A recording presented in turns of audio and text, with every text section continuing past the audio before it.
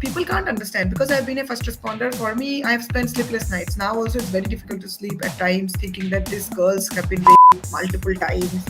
And then, the way they are questioned everywhere, where, the onus of honor is like completely on them all the time.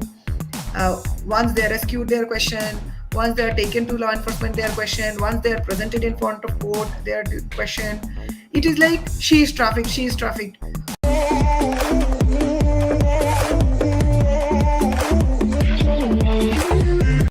8 million human trafficking has happened in India.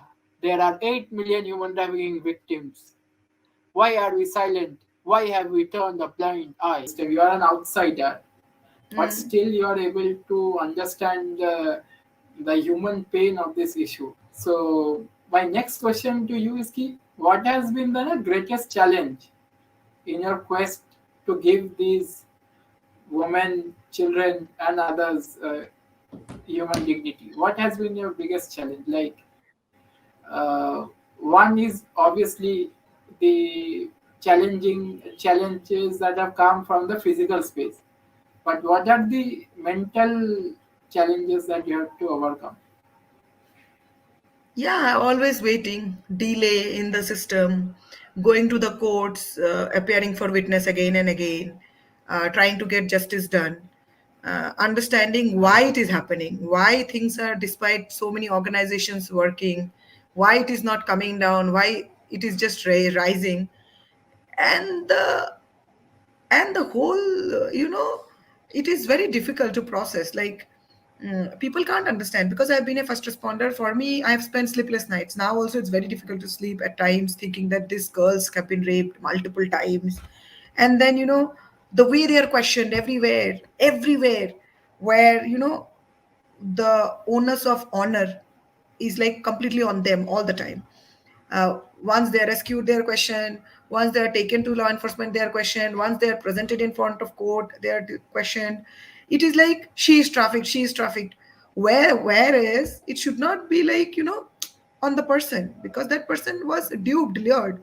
So the biggest painful challenge for me mentally was the traffickers are roaming very casually, normally in the village, and the girl or the boy who was the victim is being castigated, being ostracized, not being allowed to participate in normal activities, were always kept aloof, always taunted, always questioned, always insulted. So I think it's very difficult. It like it really affects. See, it affects me so much mentally. You can imagine how much it affects them. Like this time also, I'll tell you an instant. I went to somewhere in Bengal, and then I talked to a survivor who was telling me that you know, she is working for 3 days, 10 hours each, and she's getting 85 rupees for 3 days. And she narrated to me about another survivor who was getting 10 rupees per day for sticking something in a sari. And that the thing that she told me, I stated somewhere on an online platform.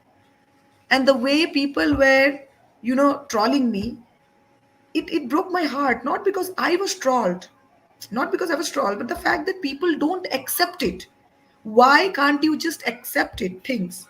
So you can say it is a question to their dignity, their self-respect, because who pays people 10 rupees nowadays? Tell me. And these are statements from this. They say no, it is from the horse's mouth. It is they saying it. Now I can't bring them in front and make them speak, because that will be a threat to their own life. I can't even share about their village details because I don't know what might happen to them. So, and this is not something I'm discovering or inventing from my head.